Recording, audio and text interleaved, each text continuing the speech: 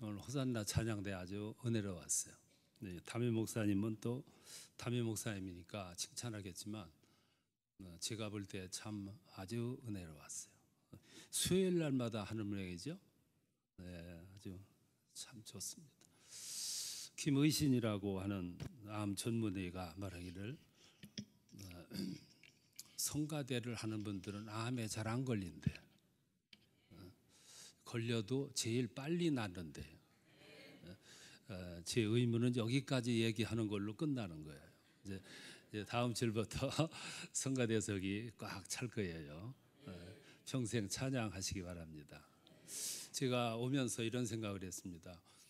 수년 전에 130년 된 교회에 가서 집회를 했는데 아주 앉았는 폼이 굉장히 권위들이 있었어요. 근데 아멘이라는 말을 한마디도 안 해. 권위가 있어서. 근데 이 교회는 아멘을 참 잘하시네. 참 잘하셔.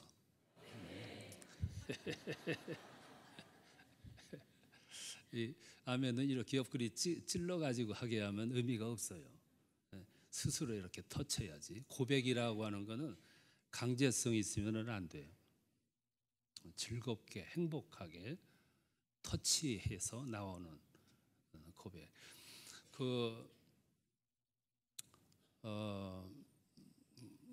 우리나라 성경 보면 중요한 말씀하실 때 진실로 너에게 이르노니 이렇게 말씀하세요. 그러니까 더 중요한 말씀이 있을 적에는 진실로 너에게 이르노니. 영문 성경에 보면 truly I say to you 그래요. 강조할 때는 truly I say to you. 헬라어 성경을 보면 아멘 레고 우먼이야. 아멘이 그 헬라어 성경에서는 아멘이라 그랬어. 진실로 그걸 아멘이라 그랬어. 그러니까 그 단어 자체가 그냥 하는 게 아니고 그 속에는 상당한 뜻이 들어있다는 얘기지. 어떤 임신하지 못하는 며느리를 데리고 사는 권사님이 임신을 지켜야 할 텐데 걱정을 많이 했어요. 그래서 안타까운 마음에 목사님께 이렇게 데리고 가서 안수 받으려고. 근데 목사님이 얼마나 간절하게 기도했겠어요? 뜨겁게 간절하게 기도했는데 글쎄 이 며느리가 아멘을 안 넣은 거야. 그래서 시어머니 권사님이 며느리 것까지 2배로 아멘을 했어. 아멘. 근데 그 다음에 누가 임신했냐면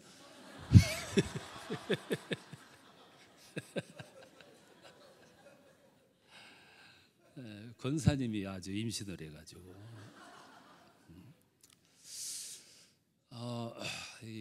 우리 교단에서 제일 권위가 있고 역사가 있고 또 뿌리가 있고 또 한 목사님 오셔서 목회를 참 잘하셔서 오늘 아주 든든히 서가는 모습을 보니까 참 반갑고 기쁘고 그래요.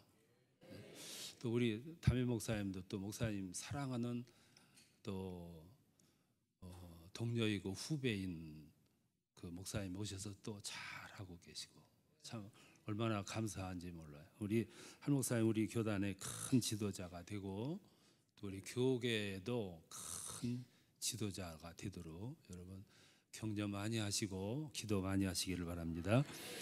이번 111년 차를 맞이해서 꿈을 꾸자 그런 제목을 붙여주셨는데 이런 꿈을 꾸셨으면 좋겠다 싶어서 오늘 이 말씀을 준비를 했습니다.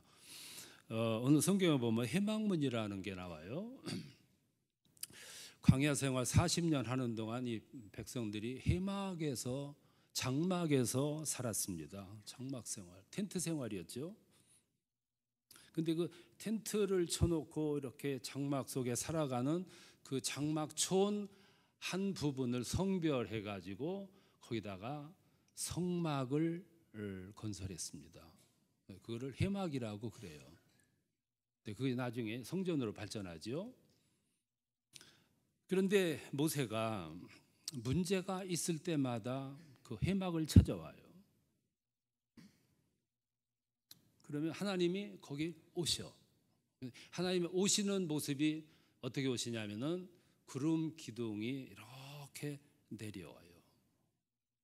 그러면 그 속에서 하나님과 모세가 상담을 해요. 대화를 하고 깊은 고민을, 문제를 하나님께 아뢰고 지시를 받고 계시를 받고 그래요. 그 모습을 11절에 보면 뭐라고 했냐면 사람이 자기 친구와 이야기함 같이 여호와께서는 모세와 대면하여 말씀하셨다. 이렇게 말씀을 하고 있어요. 그러니까 하나님과 모세가 친구와 같이, 마치 이웃 친구와 같이 서로 깊은 대화를 나누고 그랬다는 거예요. 여러분, 사람이 살아가다 보면 문제가 직면을 해요. 작은 문제는 문제가 안 되지만 큰 문제, 운명을 결정짓는 문제, 중대한 기로에 서 있는 문제, 이런 문제를 만나게 돼요. 이런 문제가 만날 때 빨리 찾아갈 대상이 있다는 것은 축복이에요. 그런 면에서 여러분 복된 사람. 여러분들은 크고 작은 문제가 있을 때마다 찾아갈 곳이 있잖아요. 하나님께 찾아가. 언제나 찾아가도 하나님은 마다하지 않고 이렇게 받아주셔. 들을 준비를 하고 계셔. 그리고 우리에게 자상하게 안내하시고 격려하시고 소망을 주신다 그 말이죠. 오늘 현대인들은 다 문제가 있어요.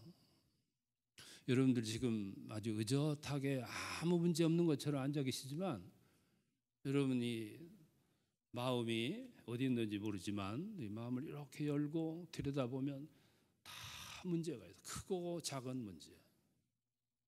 어떤 분들은 시급한 문제, 어떤 분들은 근본적인 문제, 어떤 분들은 정말로 인생에서 너무너무 해결하기 어려운 문제들을, 감정의 문제, 정신의 문제, 경제적인 문제, 관계의 문제, 영적인 문제 다 가지고 있어. 근데 누구한테 말을 못해. 홍수가 막 일어났을 때 물은 많은데 마실 물은 적은 것처럼 사람은 많은데 내 주위에 턱 터놓고 얘기할 사람이 없어. 그래서 오늘 현대인들은 다 외로워. 힘들어. 삶이 고달파. 탁 붙들고 호소할 사람이 없어. 우리 교회 가끔 가다가 어떤 남자가 찾아와요. 평일날 우리 교인도 아닌데 와가지고 기도실에 들어가요. 들어가가지고 그분 기도하는 스타일이 뭐냐면 가서 문 딱 걸어잠그고 실컷 울어. 덩치도 크니까 울음소리도 커. 그 안에서 막 황소가 부르짖듯이 막 몸부림치면서 울어. 1시간 동안요 쭉 울고 가고 울고 가고. 어느 날 마당에서 저하고 딱 마주쳤어. 제가 물었습니다. 무슨 사연이 있으시길래? 그랬더니 그분이 이렇게 웃으시면서 아유 목사님 죄송해요. 제가 말씀을 미리 드렸어야 되는데 죄송합니다. 저는 한 3개월 만에 한 번씩 이렇게 와서 울고 가야 3개월 살 수 있습니다. 왜 그러신데요? 저는 고향이 이북입니다. 1.4후 때 못 모르고 나 혼자 내려왔습니다. 문이 닫혔습니다. 이 땅에 와가지고 수고했고 노력하고 힘써가지고 사업도 성공했습니다. 가정도 잘 이뤘습니다. 돈도 많이 벌었고 사회적인 위치도 정립이 됐습니다. 그런데 한쪽 마음이 이렇게 허전할 수가 없습니다. 내 부모가 그립고 내 형제들이 그립고 내 고향이 그립고 그때마다 와가지고 이렇게 1시간 시커 울고 가면 한 3개월 지날 수 있습니다. 여러분 그 심정 이해하시겠어요? 이 세상 누굴 찾아가가지고 1시간째 붙들고 울겠어요? 여러분 행복하다는 것을 아셔야 돼요. 언제든지 와가지고 붙들고 하소연할 수 있고 탄식할 수 있고 호소할 수 있고 부르짖을 수 있고 얼마나 큰 축복이에요. 그러니까 모세는 그 백성들이 무슨 백성이냐면 타락한 백성들이에요. 고집이 세고 타락한 백성들, 거듭나지 못한 백성들. 그걸 끌고 이 가나안 행진을 하는 동안 수많은 문제에 부딪혀요. 그때마다 문제가 있을 때마다 어딜 가느냐? 해막을 가가지고 하나님 앞에 다 털어놓고 의논하고 상담하고 그리고 하나님을 만나고 해결함을 받고 돌아가요. 그렇게 왔다 돌아가고 왔다 돌아가는 모습을 예리하게 지켜본 사람이 있어요. 그게 여호수아예요. 여호수아는 모세의 모습을 예리하게 지켜봤어요. 그리고 모세의 모습에서 여호수아는 뭘 배웠냐면 인턴십이라는 걸 배웠어요. 여러분 모든 사람들은 인턴십을 갖습니다. 이 세상에 좋은 의사가 태어나려면 어느 날 갑자기 의사가 태어나는 게 아니에요. 인턴 과정을 거치는 거예요. 숙련된 의사 밑에서 인턴십을 해. 무게 있는 학자가 하나 태어나려면 어느 날 태어나는 게 아니에요. 학문에 깊이 무게가 있는 학자 밑에서 오랜 동안 인턴십을 받아. 그래서 어느 날 아주 잘 다듬어진 실력 있는 학자가 탄생하는 거예요. 목회자도 부목회자를 과정을 거치는 것도 인턴십이에요. 딸들이 어머니 밑에서 인턴십을 받아. 신앙도 보면 대부분 모계를 통해서 흘러가요. 전수되고. 우리 모든 신앙은 대부분 아버지를 통해서도 훈련받지만 어머니로부터 훈련받는 비율이 커요. 제가 어렸을 때 신앙생활한 모습을 이렇게 보면서 지금 신앙생활하는 건 이건 신앙생활도 아니다 이런 생각이 들어요. 제가 어렸을 때 우리 어머니는 목사님 봄 신방 하신다 그러면 며칠 전부터 막 흥분하세요. 그리고 신방 날짜에 맞춰서 집 전부 도배를 다시 해. 지난 가을에 했는데 또 해. 그리고 가을에 가면 또 해. 그리고 저 누다락에 먹을 걸 언제 갖다 넣어놔. 문을 열면 냄새가 나긴 나는데 어디다 감췄는지 몰라. 근데 그게 언제 문이 열리냐면은 목사님 신방 오시는 날 그날 열려. 그리고 그동안 감춰놨던 걸 전부 꺼내서 그냥 주면 그 목사님은 다 잡섰어. 지금 보면 참 눈치도 없었어. 아니 지금 밖에서 지금 눈 빠지게 지금 쳐다보고 있는 아이들이 있는데 그걸 다 잡수고. 내가 그때 다짐한 게 내가 이 다음에 목사가 되리라.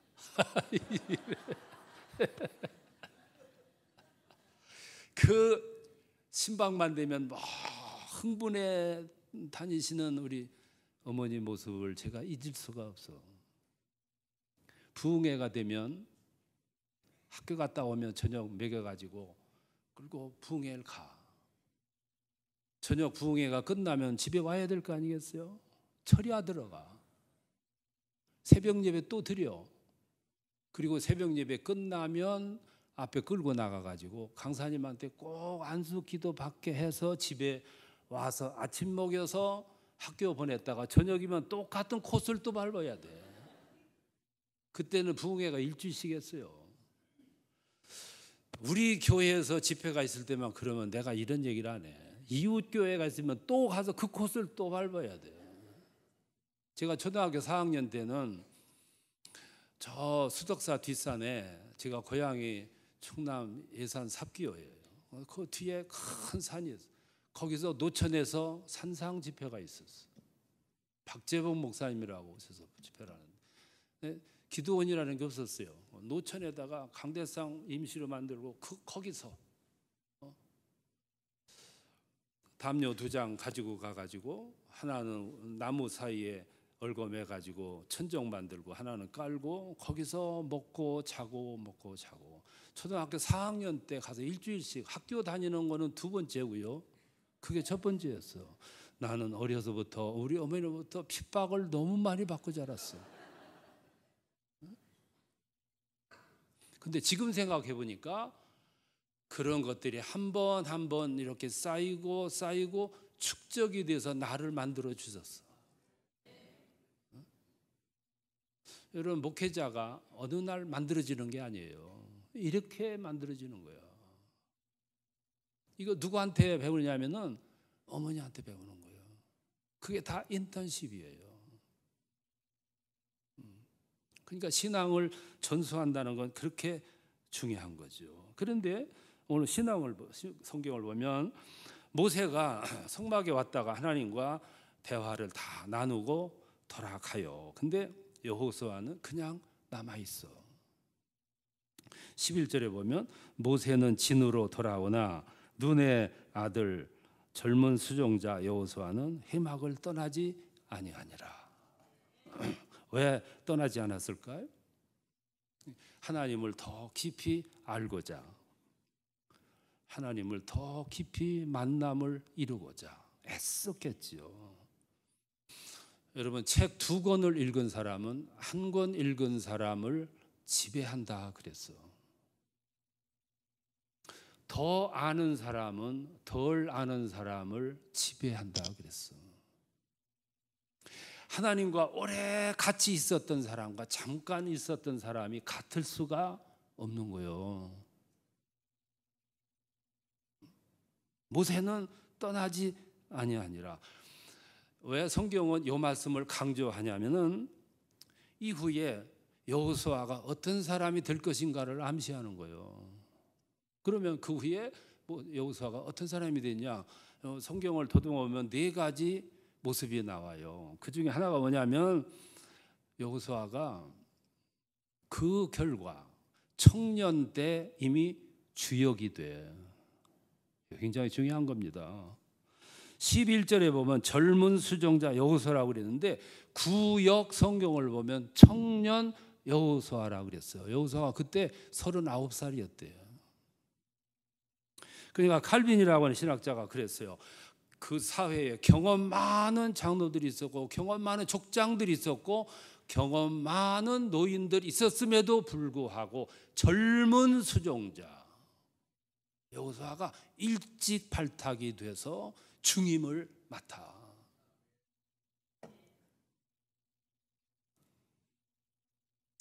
하나님을 늦게 만나는 것도 복이에요. 왜? 하나님을 만남 자체가 복이니까. 그런데 일찍 만나는 건 더 큰 복이에요. 왜? 하나님은 그 인생을 아초부터 당신의 뜻대로 탁 붙들고 이끄시기 때문에 끌고 계시고 복이잖아요. 저는 참 다행스럽게 제가 태어나 보니까 제 고향에 교회가 있었어요. 조그마한 교회가. 어렸을 때부터 이렇게 왔다 갔다 해요. 근데 제 초등학교 친구 하나는 죽어라고 교회를 안 나가요. 애지간하면 나가도 줄 텐데 안 나가요. 근데 다들 고향을 떠나가지고 도시로 왔는데 그 친구는 죽어라 교회를 안 나가는 그 마음이 너희들 다 고향을 떠나도 나는 고향을 지킨다고 지금까지도 지켜. 그 고집이 지금도 예수를 안 믿어. 그래서 몇 년 전에 그 친구를 좀 보기 위해서 고향을 갔다가 그 집에 앞에 가가지고 누구 계시냐고 그러니까 백발 할아버지가 나와. 난 그 할아버지가 내 친구 아버지인 줄 알았어. 이야, 나는 오면서 내가 충격을 받았어. 내가 어렸을 때부터 주님을 알았고 주님은 나의 인생을 내 뜻대로가 아니라 당신 뜻대로 내 인생을 이미 디자인을 하셨어. 그리고 나의 진로를 당신이 이미 이 내비를 통해서 순조롭게 만드셨어.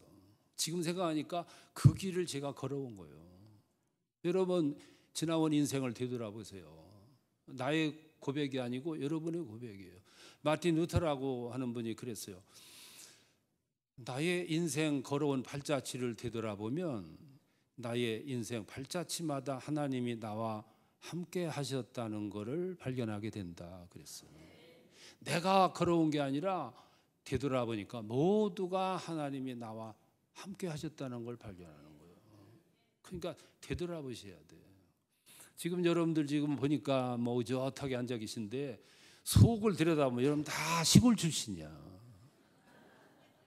여러분들이 예수를 알았기 때문에 오늘 여기 와서 앉았지, 예수를 몰랐더라면 지금쯤 어디서 뭘 하고 살 거예요. 생각해 보셨습니까? 얼마나 큰 은혜인데, 이게 근본적인 은혜인데 하나님은 일찍 만날수록 수지 맞는 거예요. 일찍. 우인들을 보면 하나같이 일찍 만났어. 성경에 나오는 우인들은 하나같이 일찍 만났어. 우리나라에 온 선교사들도 하나같이 일찍 20대에 왔어. 20대에. 알렌이라고 하는 분이 25살에 이 땅에 왔어. 언더우드가 26살에 왔고, 아펜셀라는 27에 왔고, 여해대를 만든 스크랜턴은 29살에 왔어. 29살. 요새 여러분 20대 젊은이들 목표가 없어요. 목표가 그냥 헤매고 다녀. 뜻이 없어. 뜻이. 그런데 벌써 20대 때 선교사로 갈 꿈을 가져서 꿈을. 그러니까 내 마음속에 꿈을 품으니까 하나님께서 탁 터치만 해주니까 그냥 결단을 해가지고 조선의 땅, 오늘이나 한국을 알지 130년 전에 서양 사람들이 조선 땅 어딘 줄 알고 오겠어. 그때 선교사 세계에서는 이 세상에서 선교사 1급지가 중국이었어요. 2급지가 일본이었고, 빽 있고 경험 있고 줄 있는 선교사들은 전부 중국으로 갔어. 아니면 일본으로 갔고, 한국에 온 젊은이들은 빽도 없고 경험도 없는 젊은이들. 그래서 20대가 온 거예요. 20대가. 오늘 20대 젊은이들이 뭣도 모르고 막 쏘다니는데 그 얼마나 소중한 시간인데 그렇게 소비합니까? 근데 25살, 6살짜리들이 말이죠. 마음속에 어렴풋이나마 꿈을 가졌는데, 그래서 하나님은 그 꿈을 무시하지 않고 하나 조금 터치해 주니까 금방 결단해가지고 이 땅으로 와가지고 얼마나 큰 복을 받았는데 우리가.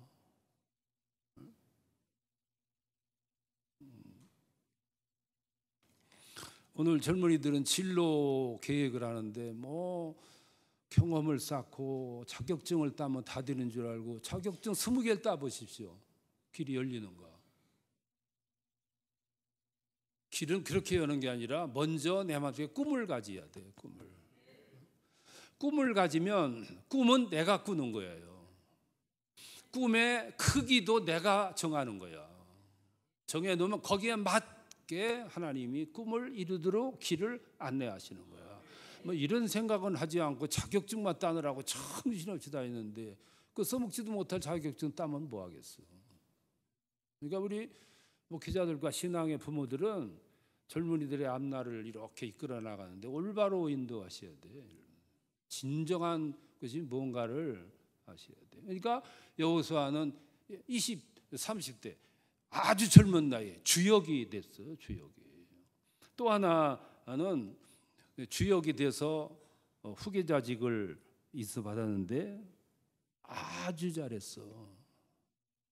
시작도 좋았고 과정도 아주 좋았어. 후계자직 수행을 너무너무 잘했어. 모세라고 하는 지도자하고 여호수아는 비교가 안 돼요. 여호수아는 카리스마가 넘쳤어. 여호수아는 없어. 백성들이 여호수아가 후계자가 된다 했을 때 두려웠을 거예요. 불안했고 못 믿어가지고. 근데 결과적으로 보면 여호수아는 아주 부드럽게 가나안 행을 완수시켜요.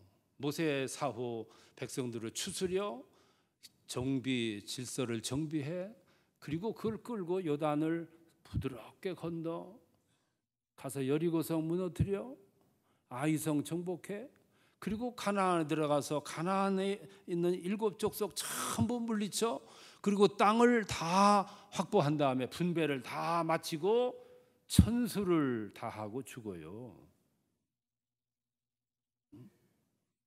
모세는 카리스마가 넘쳤습니다. 불을 내렸어. 땅을 갈랐고 반석에서 물을 냈고 메추라기를 떨어지게 했고 명령 호령을 했어. 누가 그 앞에서 오금물이라도 필 수 있겠어요? 그런데 모세의 인생을 보면 왠지 도전자가 그렇게 많았어. 카리스마가 넘치고 권위가 있었는데도 도전자들이 너무 많았어. 그 앞에서 불평불만한 사람이 너무 많았어. 모세는 40년 동안 그들에게 끌려다녔어. 그러다가 끝내 가나안에 못 들어가고 도중에 죽었어. 근데 여호수아는 조용했어. 카리스마도 없었어. 조용하니까 백성들도 조용했어. 그리고 할 것 다 소리 없이 임무를 완수했어. 저는 우리 지도자들은 강하면 안 된다고 봐. 목회 지도자도 강하면 안 되고 나라 지도자도 강하면 안 돼. 지도자의 자질은 강하면 안 되는 거야. 강한 거는 숨겨야 돼, 속에. 그리고 나처럼 겉으로 이렇게 부드러워야 돼. 근데 내 속은 굉장히 강하거든. 그런데 이걸 가리켜서 A요 내강이라 그래. 근데 대부분을 보면 A강 내강해. 학교도 강하고 속도 강하고. 여러분, 강하면 안 돼. 강하면 생명이 길지가 못해. 독재는 길지가 못해. 단단한 이하고 부드러운 혀가 어느 날 싸웠어. 누가 이기겠어? 응? 혀가 이겨? 깨물어 보시. 혀가 이기나? 한번 깨물어 보시라고. 혀가 이기나? 이하고 혀하고 싸움이 붙으면 혀가 남질 않아. 밥 먹다가 한번 깨물어 보시오. 여지없이 터져. 그런데 시간을 오래 놓고 보면, 그저 요새 나이가 좀 들으면 하나씩 빠져. 나중에는 싹 갈아 끼야 돼. 근데 지금까지 혀를 새로 박았다는 사람은 한 사람도 없어. 교회에서도 보면 쓸데없이 강한 분들이 있어. 쓸데없이 강한 거야. 교회에서는 강하여야 할 이유가 하나도 없는 거예요. 결과적으로 부드러운 것이 승리하는 것이고 강한 것이에요. 모세가 강했지만 강한 게 아니었어. 그래서 부러지는 거예요. 여호수아는 부드러웠는데 그게 강한 거야. 이치를 덜 모르는 거예요. 그래서 부드러운 사람이 최후 승자야. 산속에 보세요. 호랑이 사자들은 점점 없어져. 초식동물들은 그냥 늘어나. 막 잡아먹어도. 여성들이 약하다고 그랬는데 참 잘못 생각한 말이에요. 여성이 왜 약합니까? 얼마나 강하고 무서운데. 여성이 약하다고 생각하는 분들은 이건 굉장히 오산이야. 무서운 줄 알아야 돼.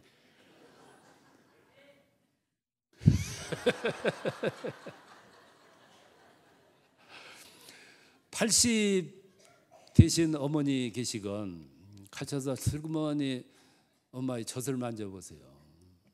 그게 젖입니까? 옛날에 그 80 된 어머니들은 대부분 7남매, 8남매, 좀 심한 분들은 10남매 낳았어. 10번째 낳는 아이는 등에다 업고 일하다가 아이가 부채면은 젖 먹이기 위해서 내릴 필요도 없어. 등에다 메고 젖을 갖다 하면 거기까지 갔어. 왜 갔냐? 그 어머니도 처녀 때는 유방이 통통했어. 그 속에 영양분으로 꽉 차 있었어. 한 놈, 두 놈, 세 놈 낳고 기르고, 그래서 속에 있는 모든 걸 쏟아주고 나니까 나중에는 껍데기만 남은 거예요. 가서 만져보시라고. 그 어머니 앞에서 무릎을 꿇지 않을 수 있어? 무릎을 꿇지 않는 자식들이 있다면 그거는 복을 못 받을 자식들이야. 그 어머니 아버지 앞에 어떻게 싸가지 없이 대들어? 얼마나 강한데, 그 속에 얼마나 강함이 있는데. 우리 어머니는 1910년대 권사의 딸로 우리 집안에 시집을 났어. 우리 집안은 전주이시, 아주 고루해. 나도 전주이시지만 마음에 안 들어. 제사 생명 걸었어. 우리 집은 15번씩 한 달에 1년에 15번씩 제사 지냈어. 시집 와 보니까 그 모양인데 그걸 다 신용하셨어. 그러다가 어느 때가 되니까 제사 지내는 걸 싹 바꿔가지고 추도식으로 바꿔버렸어. 그건 아버지는 못해. 어머니니까 하는 거야. 종갓집에 종가 며느리가 어느 날 제사를 싹 바꿔서 추도식으로 바꿨어. 전주이시 남자들 등구랭이 같은 사람들이 제사한 날 와가지고 이쪽 보고 앉아야 되는데 돌아 앉아가지고 담배를 피면서 한숨 푹푹 쉬어가면서, 그게 시위 데모였어. 까딱하지 않고 목사님 모셔다가 추도식했어. 그러고 40년 만에 그 사람들이 다 복음화가 됐어. 누가 이거를 해? 여성이 하는 거예요. 누가 여성 보고 약하다 그랬어? 그 부드러움이 정말로 강한 거야. 신앙인들은 부드러워야 돼. 그러나 내 속의 정체성, 신앙의 중심만큼은 강해야 돼. 오늘 신자들이 이것도 강하고 저것도 강하니까 문제가 많은 거지. 모세는 강했어. 여호수아는 부드러웠어. 근데 아주 부드럽게 백성들을 이끌고 가나안 행진을 딱 마무리해. 천수를 다 누려. 그런 능력을 어디서 받았겠어? 장막에서, 성막에서 하나님과 늘 함께함으로.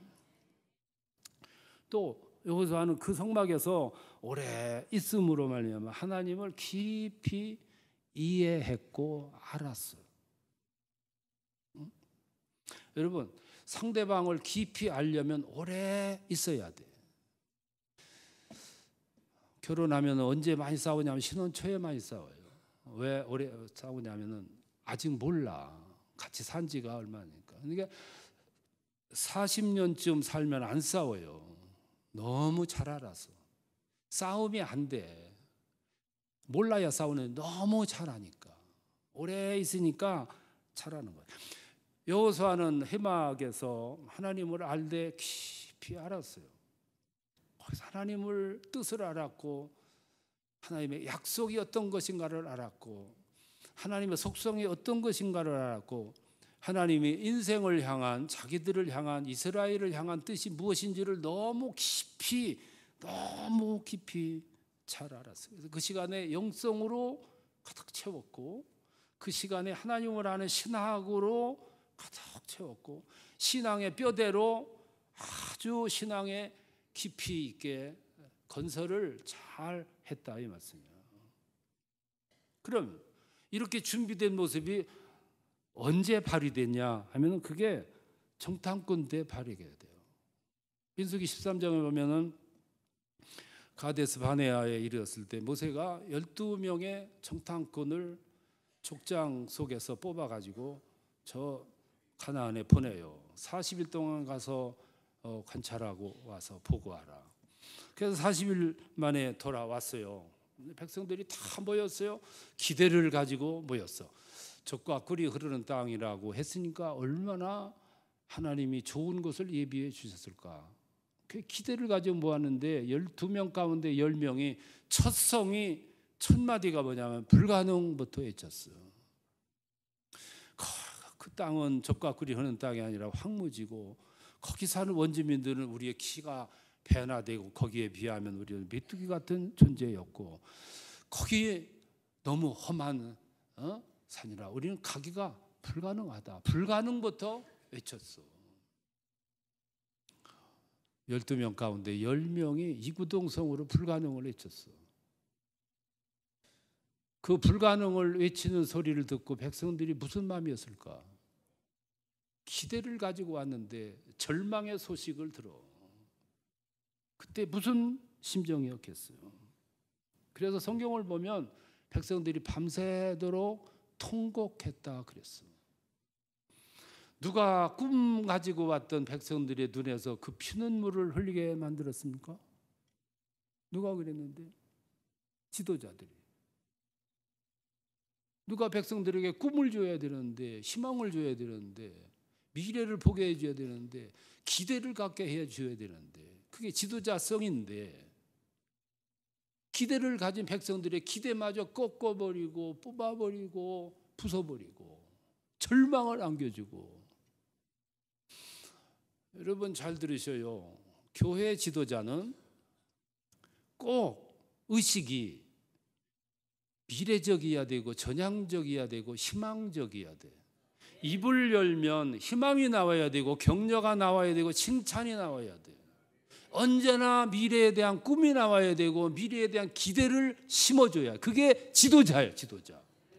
근데 교회 지도자를 보면 다 그러냐? 아니에요. 뭘 하자 하면은 결사반대를 해요. 미래 세대를 위해서 이렇게 하자고 결사반대라는 거예요.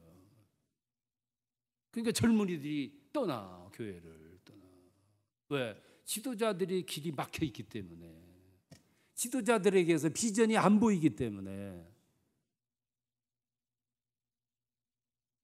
저는 목회를 마치고 이제 이 즈음에 와가지고 소감을 생각을 할 때마다 느끼는 게 하나 있는데, 나머지는 그런 대로 했는데 한 가지 제가 후회스러운 게 있어요. 그게 뭐냐면 너무 지도자들을 준비가 안 됐는데 시킨 거에 대해서 후회가 막 심해요. 준비가 안 됐는데 시켜놓으니까 준비가 안 된 모습이 나타나. 언어에서, 생각에서, 발언에서, 믿음과 신앙생활에서 그게 나타나는 거예요. 그러니까 일반 성도들에게 오염이 돼요. 오염이. 희망을 줘서 희망의 바이러스가 막 퍼져야 되는데 오염의 바이러스가 붙는 거예요. 그래서 이 집의 생각은 지도자들 많이 세우지 말라. 준비가 안 됐으면 준비될 때까지 기다려라. 나는 후배들에게 그렇게 말해주고 싶어. 그러니까 이 10명은 자기들이 왜 출애굽을 했는지, 홍해를 왜 건넜는지, 광야 길 여기까지 왜 왔는지, 자기들이 왜 뽑혀가지고 그 대표로 갔는지를 모르는 거예요. 정체성이 없어. 그러니까 지도자들이 그러니까 백성들이 피눈물을 흘리는 거예요. 피눈물을. 그때 반전을 일으킨 사람이 누구냐 하면 여호수아예요. 칼렙하고. 여호수아 칼렙이 일어나서 그랬어요. 아니다. 우리가 가보니까 땅은 삭막한데 그 밑에 흐르는 젖과 꿀이 흐르는 줄기가 있는 걸 보았다. 이 포도를 봐라. 거기서 생산한 거다 이거. 거기 있는 사람들은 키는 우리보다 크더라. 그러나 우리에게는 하나님이 계시다. 하나님의 약속이 있다. 하나님의 역사가 있다. 가자. 갈 수 있다. 이길 수 있다. 이게 지도자거든. 멋있잖아요. 멋이라는 건 옷 잘 입었다고 못 입는 게 아니야. 내 속에서 막 필요할 때 뿜어내오는 정신을 뿜어낼 때 그게 멋이야. 그게.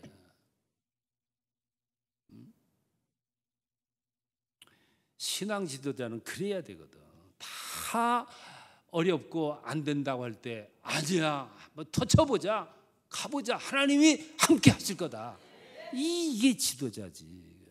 지도자는 저 산 이쪽만 보면 안 돼. 이쪽만 보면은 눈 쌓인 것밖에 안 보여. 지도자는 저 산 너머를 봐야 돼.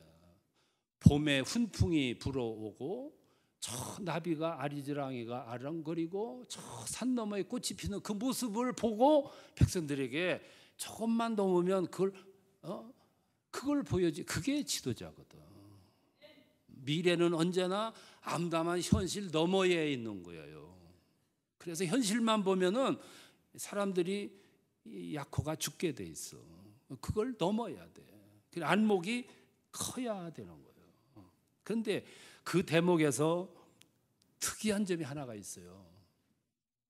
10명은 무시하고 여호수아를 말하고 갈렙을 말할 때는 꼭 그 앞에 그 아버지 이름이 나와. 그거 발견했어? 여호수아하고 갈렙하고 말할 때는 꼭 눈의 아들 여호수아, 여분네의 아들 갈렙을 얘기를 했어. 그 말이 무슨 말이냐면 여호수아, 갈렙 네 집 아들이야 그 말이야. 그런데 아간을 말할 때도 똑같이 말해. 아간이 누구예요? 아간이 막 물줄기 흐르듯이 쫙 가는데 전진을 칵 가로막았던 사람이 아간이잖아.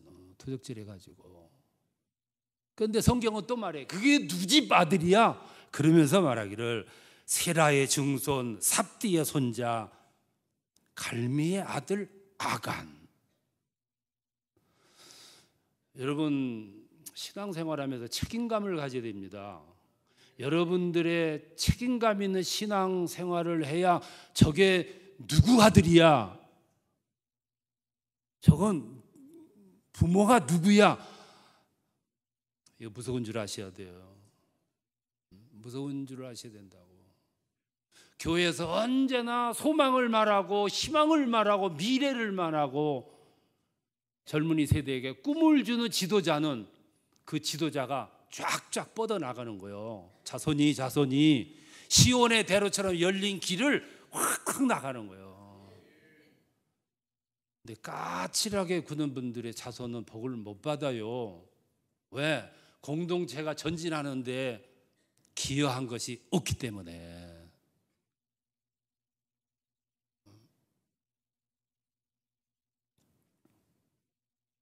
여호수아가 나서서 막 부르짖을 수 있었던 그 용기의 발단이 어디서 나오냐면 회막문에서 나온 거예요. 하나님을 깊이 알았기 때문에 미래에 대해서 의심이 없었어. 의심이. 그 하나님의 철석 같았던 약속을 확 잡았어. 그리고 나만 잡은 게 아니라 백성들도 확 잡고 따라오도록 이끌었어. 얼마나 큰 축복인데요. 여기서 회막 생활은 뭘 말하느냐면 예배 생활을 말합니다. 예배 생활. 오늘 현대인들은 예배 생활을 너무 형식적으로 해. 억지로 하고. 예배 생활을 억지로 하고 형식적으로 하다가 어느 순간에 중대한 기로에 서게 되면 속수무책이에요. 감당할 수가 없어. 길이 안 보여. 미래가 불안한 거고. 여러분 신앙생활 승리롭게 해서 여러분 인생을 주님과 함께 크게 승리하시려면 필수적인 것이 예배생활 충실한 거예요. 저는 젊은이들이 결혼하는 걸 이렇게 보면서 참 생각이 많아요. 결혼을 토요일 날 뭐 남들 다 하니까 토요일 날 할 수밖에 없겠죠. 토요일 날 결혼식을 하되 그날 신혼여행 가면 안 돼. 결혼식 하느라고 신부는 어제부터 안 먹었어. 오늘 결혼하는 신부는 어제부터 먹을 마음이 없어요. 굶어. 남자들은 이걸 아셔야 돼. 밤에 잠도 제대로 못 자. 그리고 토요일 날 정신없이 저 미장원으로부터 이렇게 달려가 결혼식을 마치고 났어. 근데 비행기 시간이 다가와. 페이백 요즘 제대로 하지도 않지만 극히 형식적으로 하게 돼. 그리고 끝나자마자 달려가. 그리고 비행기를 탔어. 그럼 둘이 앉아가지고 할 말이 얼마나 많겠어. 얼마나 좋은 관계인데. 그런데 비행기에 탁 앉자마자 어제부터 쌓였던 피곤이 막 몰려와. 도착할 때까지 잠자는 거야. 딱 도착해서 호텔에 가서 온 피곤이 비행기 탄 피곤까지 플러스가 돼가지고 완전히 나가 떨어지는 거야. 근데 신랑은 또 남자라고 와가지고 끄적끄적 해. 일어나라고. 안 싸우겠어? 그래 첫날부터 싸우는 거예요. 왜 결혼했는데 첫날부터 예박을 합니까? 첫날 저녁에는 어디로 가냐? 깨끗하게 보금자리를 만들어 놓은 신혼방으로 가야지. 그리고 결혼식 다음 날이 무슨 날입니까? 무슨 날이에요? 휴일이지. 편안하게 안식을 누리고 나니까 첫날 주일날이었어. 첫날 부부가 단정하게 준비를 하고 부부가 첫 예배를 주일날 드리는 거예요. 끝난 다음에 목사님 신혼여행 떠날랍니다. 축복 기도해 주세요. 얼마나 예뻐. 목사님 그냥 휘적으로 기도해 주겠어? 뜨겁게 기도. 그러고 아주 여유 있게 노래 불러가면서 공항으로 가서 여행 가야 돼. 남들 하는 흉내내다가 다리 가려짐이 찢어진다고 왜 남들 하는 거 흉내내느라고 생각도 없이. 주일날은 우리 신앙인에게 있어서는 누구에게도 침범받을 수 없는 날이라는 걸 아셔야 돼.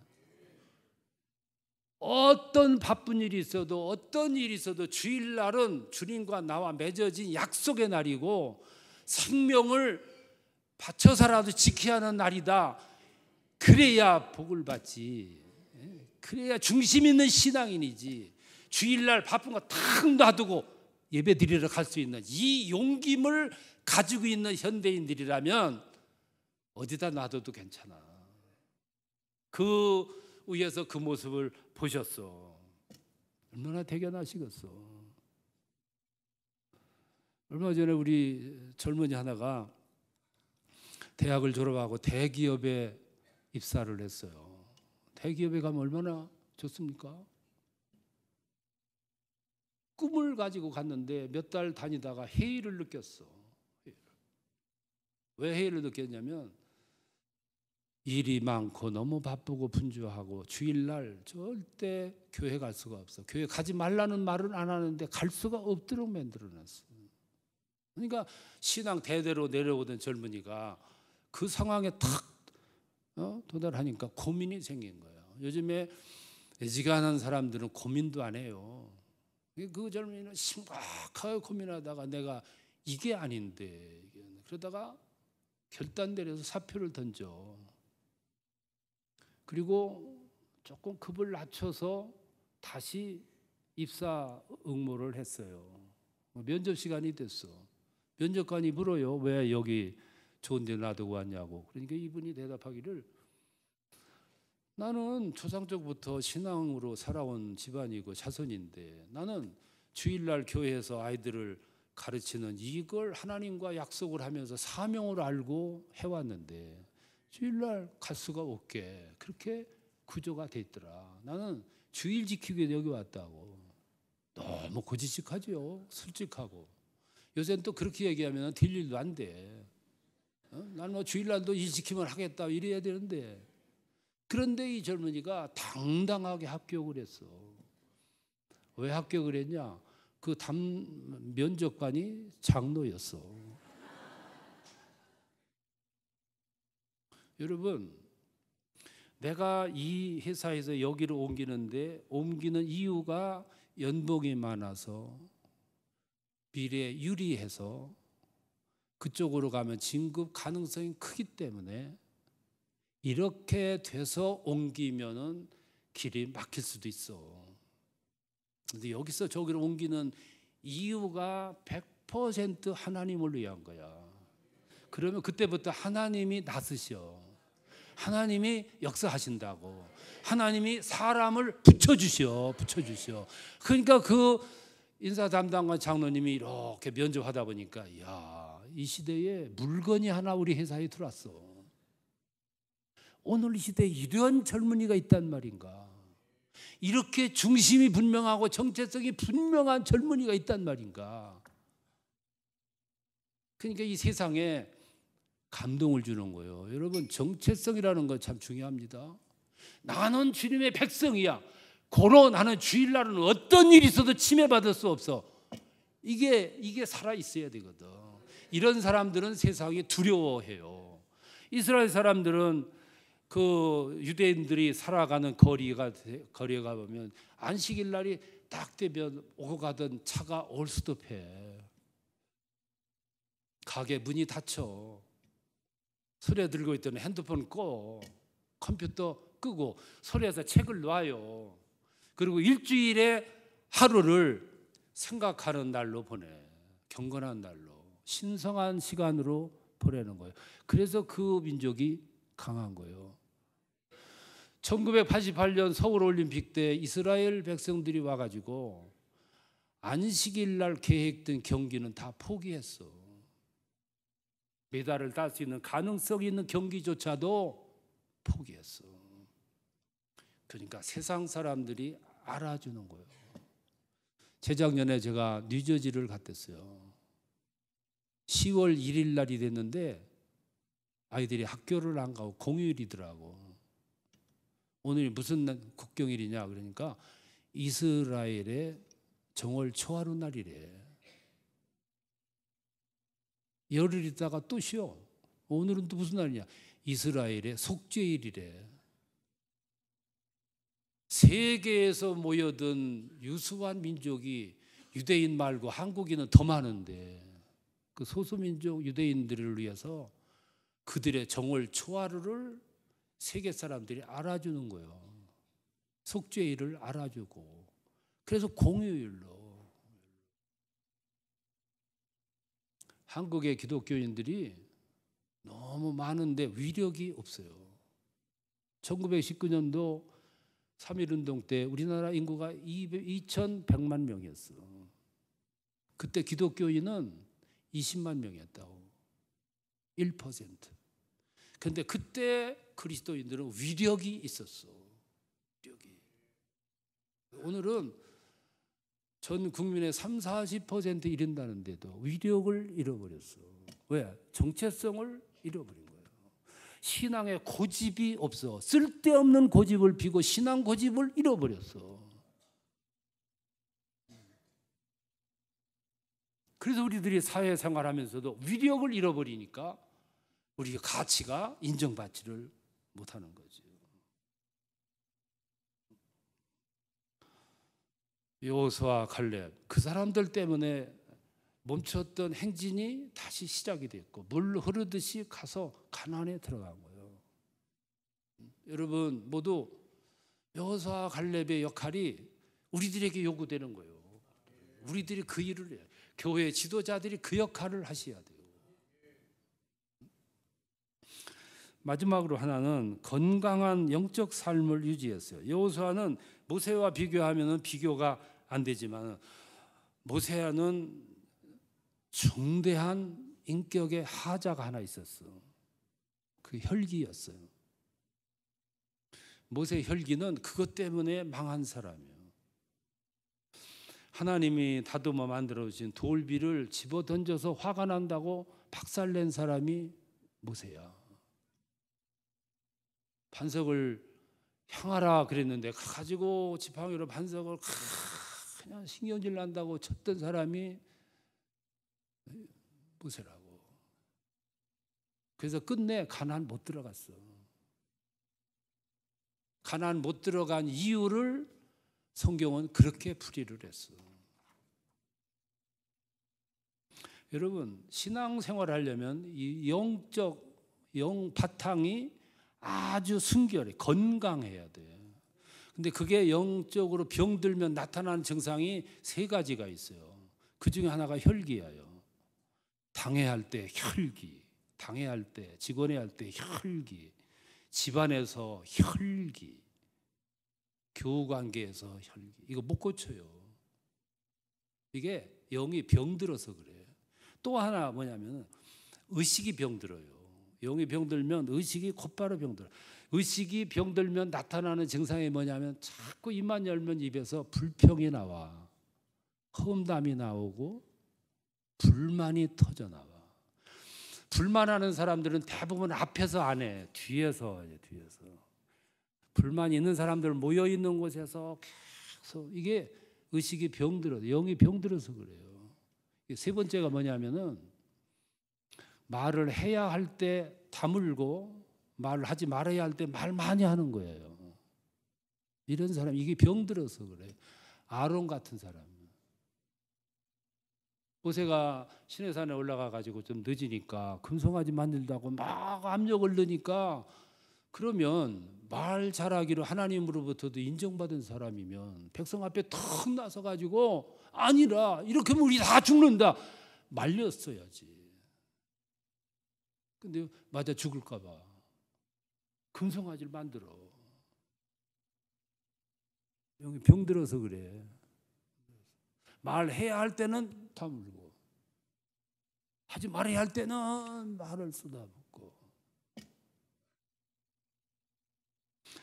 여러분, 예배 시간 우습게 여기지 마세요. 여러분 눈으로 안 보이지만 모세가 회막에 들어갔을 때 구름 기둥이 내렸어. 그 시대는 사람들의 눈에 다 보였어.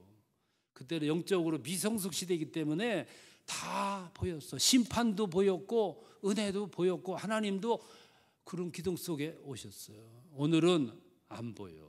여러분의 의식이 이미 성경을 통해서 다 보여줬기 때문에 하나님은 그렇게 눈으로 보이도록 세상에 임하시는 법이 없어. 이 시간도 오셔서 성령은 지금도 역사 중이세요. 역사. 여러분 심령을 감찰하실 뿐만 아니라 병든 심령 고치고 계세요. 지금도 상한 감정을 고치고 계시다고요. 부족한 영성의 그릇을 채우고 계시다고. 지금도 이슬비가 내리는 것도 같지 않은데 옷을 적시듯이 한 번, 두 번 예배에 참여하는 동안 오시는 주님의 은혜가 축적이 되고 모여서 여러분들의 텅 비어있는 영적 곳간을 채우시는 줄로 믿으시 바랍니다. 이것이 쌓여서 영적 실력을 갖는 거예요. 영적 실력을 가지면 두툼한 배짱을 가진 사람처럼 이 세상을 향해서 자신 있는 거예요. 자신.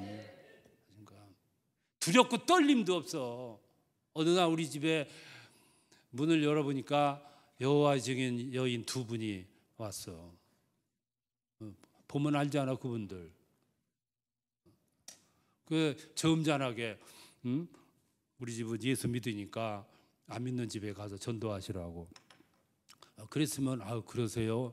실례했습니다. 이거 가야 되는데 뭐라고 하냐면 아이고 예수 믿으십니까? 오늘 대화하려고 왔는데 참 대화가 잘 되겠네요. 그래서 내가 목회자라고 안 믿는 집 가세요. 그러니까 이분들이 이럽니다.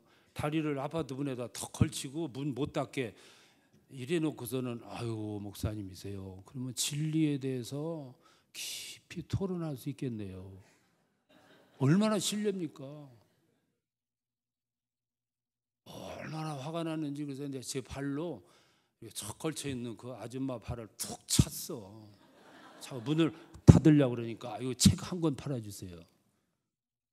그분들이 그래요. 내가 목사라고 했는데도 그러는데. 그분이 어디로 갔냐면 저 밑에 사시는 집사님 집에 갔어. 우리 집사님 밖에 나갔다가 들어서니 막 웃어. 그 왜 웃냐 그랬더니 나가다가 저 아래 집사님 문 좀 보고 가라고. 뭐 있느냐고 그러니까 가서 보시라고. 또 얘기를 들으니까 궁금해가지고 있을 수가 있어야지. 가보니까 문에다가 이게 큰 글씨로 여호와의 제게는 오지 마세요. 그리고 가로하고 재수 없음 이렇게 붙인 거야. 이렇게. 그분이 우리 집에 왔다가 그 집에 간 거야. 내가 목회자라고 했는데도 어쩌고 하고 덤비는데 집사라고 했겠지. 얼마나 가서 붙들고 늘어졌는지. 그래서 가로 재수 없으면. 근데 이분들이 또 어딜 갔냐? 함경도 출신 권사님 집으로 갔어. 근데 그 권사님은 난 그때부터 함경도 출신을 존경하기로 작정했어. 그 권사님은 싸울 것도 없어. 열어보니까 그 분들이 왔어. 아이고 이 더운데 어떻게 얼마나 수고 많으시냐고 들으시라고. 소파에 앉혀놓고 내가 차를 타올 테니까 차를 마셔가면서 본격적으로 토론합시다. 그리고 차를 탔어. 차를 타가지고 이렇게 갖다 놓고 우리 토론하기 전에 먼저 기도부터 합시다. 그리고 기도를 2시간을 했어. 2시간. 2시간 하고 눈 떠보니까 갔어.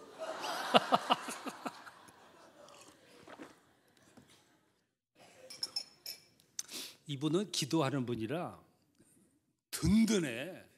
이 적이고 이단이고 든든해. 그러니까 겁이 없어. 이게 하루아침에 생긴 게 아니고 이건 배짱이 아니에요. 영적인 실력이야.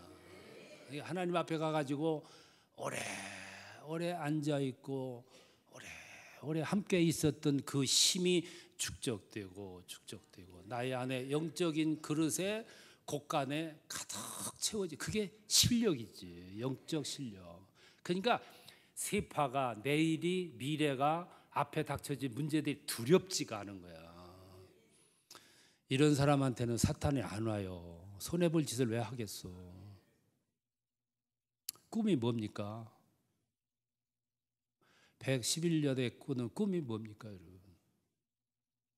우리들의 꿈은, 최고 큰 꿈은 여러분들 심령 속에 곳간에 가득 채우는 것이 최고의 꿈이에요. 그것만 채우세요. 그러면 그때부터 여러분의 인생은 여러분들이 힘쓰지 않아도 주께서 함께 하셔. 그때부터는 주님이 나와 함께 하셔. 나는 아무것도 아닌 존재지만 주님이 거대한 힘이 나와 함께 하시면 나는 누구도 감당할 수 없는 큰 힘을 가진 실력자가 되는 거예요. 소 한 마리가 짐을 끄는 능력은 4톤이래. 2마리가 함께 끌면 12톤의 무게를 끈대요. 이게 연합의 신비야. 나 혼자 하면 내 실력으로, 내 능력으로 살아가려면 힘에 부쳐. 그리고 내 안목으로는 항상 불가능만 해지게 돼 있어요.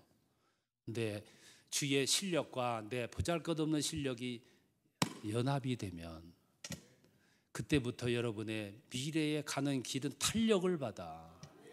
그래서 여러분이 방향을 정하는 게 아니고 여러분들이 노력하는 게 아니라 이미 내비가 길을 안내해 주듯이 그분이 오셔서 이끄시는 거예요. 그게 우리의 최종의 비전이에요. 꿈이라고요.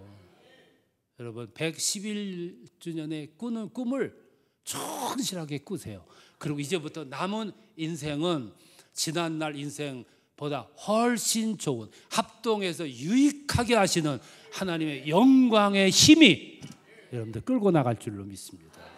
그렇게 사셔서 하나님께 마음껏 영광 돌리시고 신나게 사시고 신난 모습을 통해서 여러분 얼굴을 통해서 사람들에게 하나님을 보여주고 증거하는 그야말로 성결한 삶을 이루시는 축복의 신앙인들 되시기 바랍니다.